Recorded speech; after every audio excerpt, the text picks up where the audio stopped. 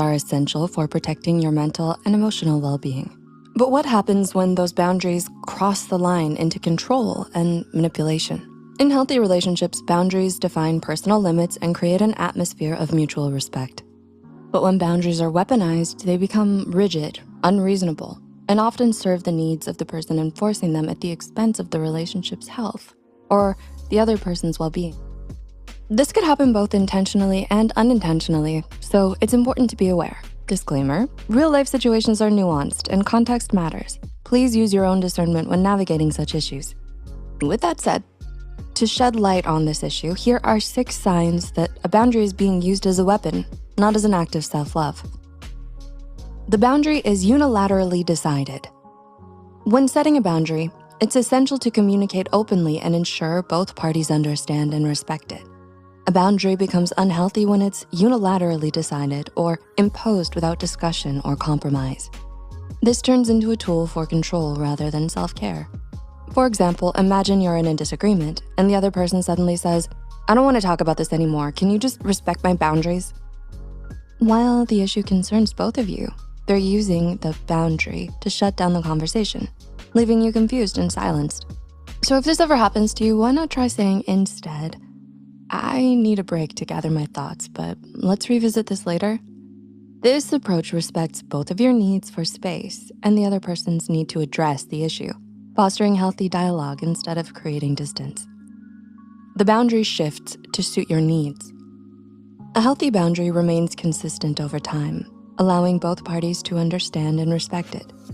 If changes are needed, they're discussed openly, but a weaponized boundary keeps changing depending on what suits the person enforcing it.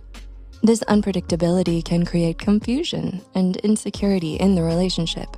For example, imagine you have a friend who loves to shower you with gifts. One day, you get into a fight and they suddenly accuse you of taking advantage of their generosity.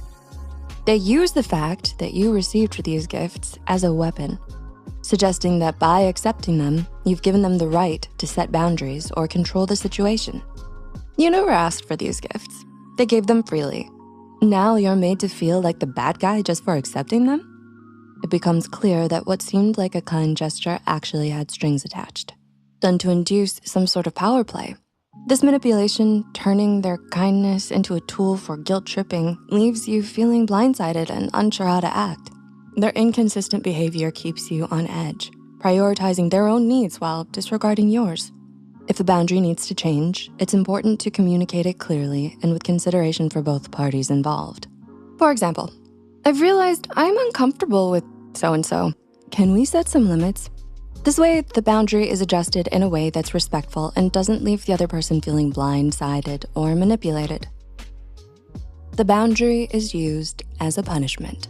Weaponized boundaries often come with an underlying intention to punish, whether or not the person setting them realizes it. These boundaries can distort the concept of self-care into a tool for control and dominance. For example, say you got into an argument with your boyfriend or girlfriend. You might tell them, "I need space. I'm not talking to you for a week." Thinking you're doing it out of self-love, but really, you just want an excuse to give them the silent treatment and punish them for upsetting you. Always keep in mind that healthy boundaries are meant to cultivate respect, not tear someone down. If you find yourself using a boundary to inflict punishment, take a step back and consider whether your actions are truly serving your well-being or merely creating a power dynamic. Instead, try expressing your feelings directly without using silence as a weapon. For example, you could say, "I'm feeling really upset right now and need some time to cool off. Can we talk about this tomorrow when we've both had a chance to think?" This approach allows you both to honor your need for space while also keeping the lines of communication open. It shows that you respect both your feelings and the relationship, creating an opportunity for a healthier resolution. The boundary dismisses or disrespects your feelings. In any relationship, both people's feelings matter. That's why a genuinely healthy boundary protects your well-being while still considering the other person. But when boundaries are weaponized, one person's well-being is prioritized over the others. For instance, say you're going through a hard time and turn to a friend for emotional support, but then they tell you, "Your feelings are too much for me, I need to set this boundary." How would you feel? Hurt, right? Anyone would be. The boundary is set in a way that completely dismisses or invalidates the other person's emotions. Instead of having an open, honest conversation about how you can both feel better, they just wanted to shut you down, making you feel silenced and insignificant. A more supportive response might be, I want to be here for you, but I'm feeling a bit overwhelmed right now. Can we talk about this later when I can give you my full attention? This way, they acknowledge your feelings while also taking care of their own, allowing for a more balanced and respectful conversation. The boundary is unrealistic, but can never be challenged.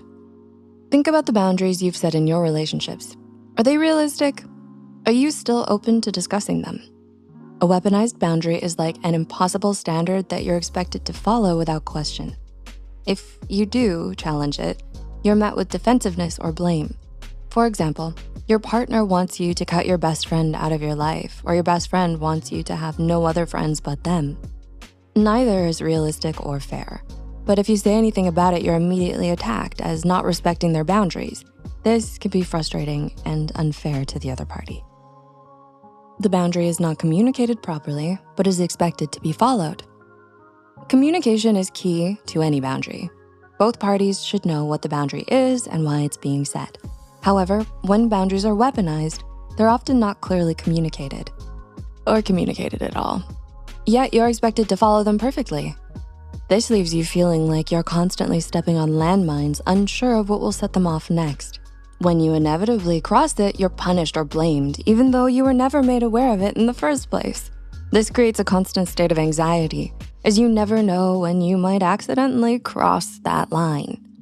Imagine you're living with a roommate, and you suddenly find yourself annoyed because they keep using your favorite mug. In your mind, it's an unspoken rule that the mug is off limits, but you've never actually told them that.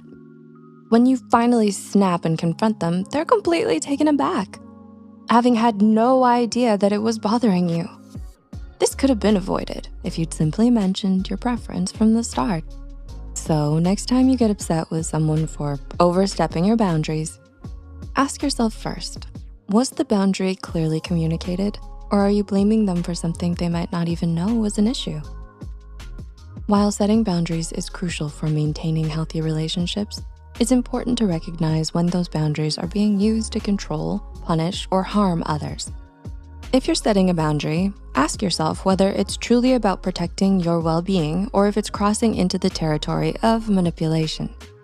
And if you're on the receiving end of a boundary that feels unfair or controlling, trust your instincts and don't be afraid to question it. Healthy boundaries foster respect, communication, and mutual care. Weaponized boundaries, on the other hand, create fear, confusion, and power imbalances. Understanding the difference is crucial for maintaining balanced, respectful relationships. So, did this video emotionally resonate with you? Share your thoughts and experiences in the comments below. Let's start a conversation about finding that balance between healthy and weaponized boundaries. And if you found this video valuable, don't forget to like, share, and subscribe for more content on relationships and mental health.